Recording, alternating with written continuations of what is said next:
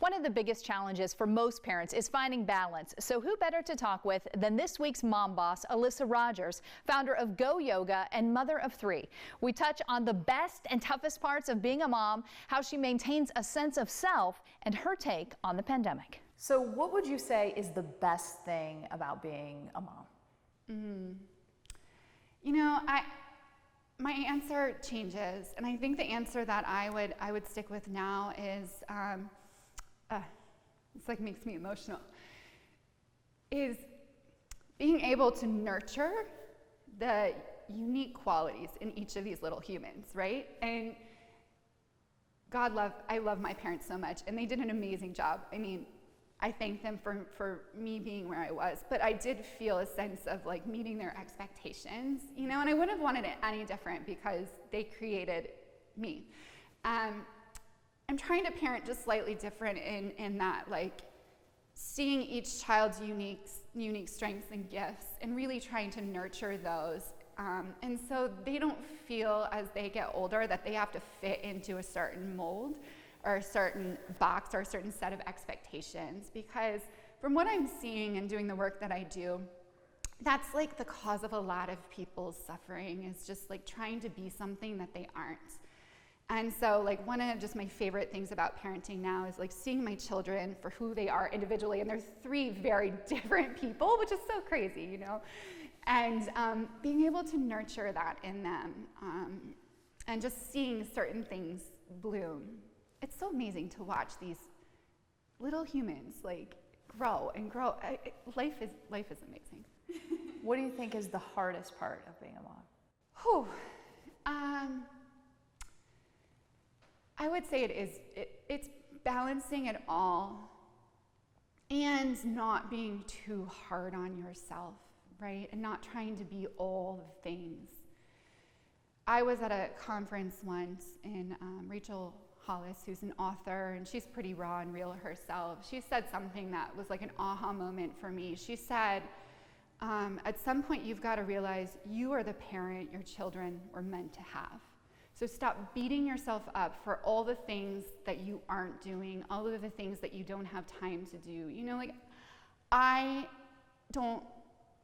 not that I don't have time, but I choose to use my time differently. Like, I'm not the room parent, you know, I'm not the parent that goes into the holiday parties, and for a long time I used to beat myself up like, I need to be more involved in my kids' school and things like that, and there was a lot of pressure that I put on myself. And then I realized it's like, no, there are parents who love to do that, like they love that, and like let the parents that love that do that, you know. And I'm the parent for my kids that my kids need, which is, you know, I'm creating this business, and I hope in some ways that inspires them and they learn something from that they take out into their own life. And so it is like, I would say the hardest thing is just not beating yourself up about every little thing, you know. You just hope that you do enough right, that you don't like royally mess the kids up, but know that you're not going to be perfect, and you're not going to be all the things. We can't be.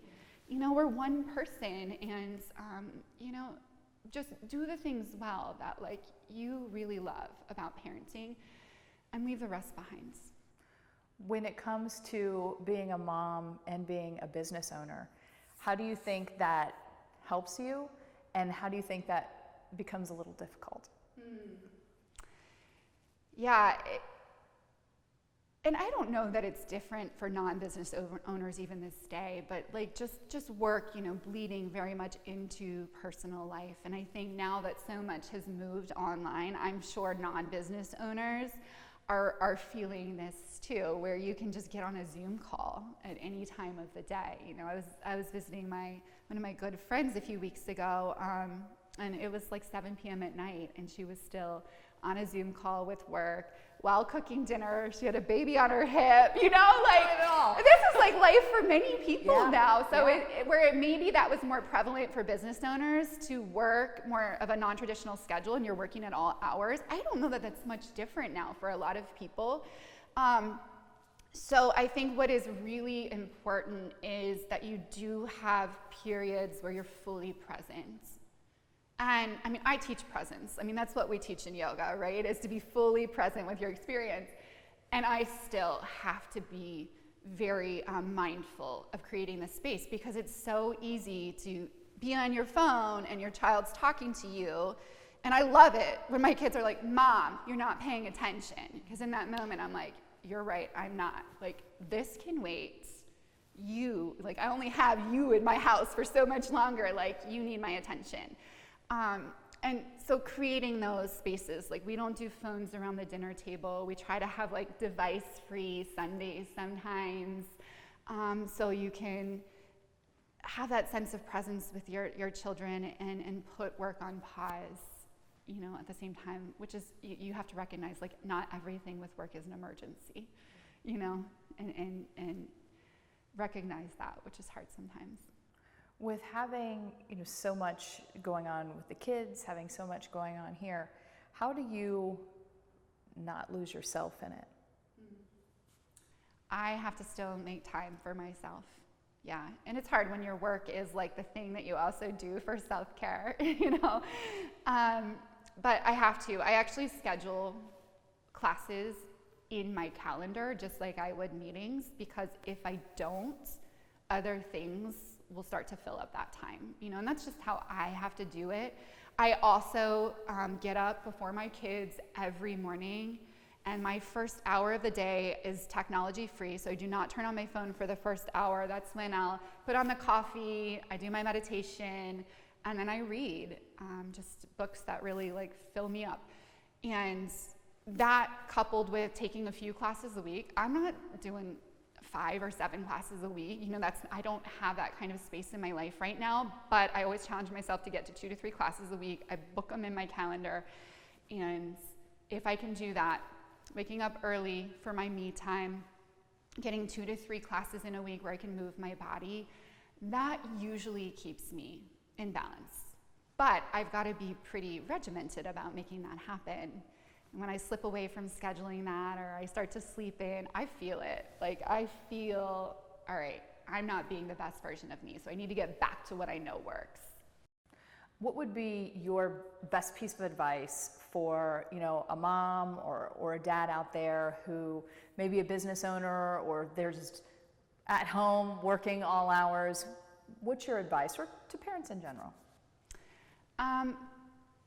Best advice, and I think this might be like a Thomas Edison quote or something, but it's do the best you can with what you have, where you're at, right? And just give yourself grace when things don't go the way you want them to go. Don't beat yourself up. I yell, I have days where I'm utterly frustrated. I am not the best version of me. But you've got to let those moments go, because that's just life, right? We have our good days, we have our bad days.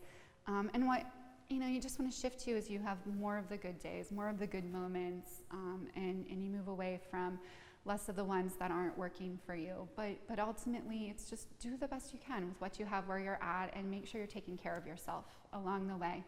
Do you have any mom tricks? Is there anything, that you find yourself doing, like a shortcut, like a way to do more with less? Is there anything like that you do? Such a good question. This is like an old school mom trick, but delegate, right? I see these parents and they don't have their children do anything anymore. And actually, we hire sometimes high schoolers that come work the desk for us and stuff, and some of them don't know how to operate a vacuum, or they've never cleaned a toilet. It's amazing to me. I'm like, whoa, wow. But how lucky, right? But yeah, delegate. Your children, especially as they get older, they are very capable, and in fact, sometimes you can make it fun, right? Make chores fun. We'll turn on music sometimes, and they'll pick their favorite song on Alexa and play it while they're doing the dishes. But use the help around you, including your children, to help you manage it, because we don't have to do it all. You know, there's plenty of help, especially if you've got a few children out there. This is like what they did on the farms, right? This is why they had like 12 kids. Yeah. Now we only have like 2 or 3, but still, use those 2 or 3. Yeah, they are perfectly capable. It's extra hands. Yes. Use those hands. All right, so last question is just, how would you describe in a word or phrase 2020 was? 2020 was eye-opening. And I say that because collectively we were all put on pause in some way, some people more than others, but we were all put on pause. And I think when you have to pause life, the busyness of life, because many of us in day to day, we're hustling, we're bustling, we're busy, we're here, there, and everywhere, and we don't even take time to really stop and look at life and look at, you know, all that's going on in our life and all the things we have to be grateful for in our life. And so I think when we were collectively put on pause, we just started to see things that we weren't seeing in all of the hustle and bustle. And, you know, I hope that as people reflect back on 2020, it's not, I mean, you know, you have all the funny memes and sayings about 2020, and that's great. But I hope people also can reflect back and take away some really positive things as well. Maybe opportunities they had that they wouldn't have otherwise had if the world wasn't put on pause, time with their family that they wouldn't have otherwise had.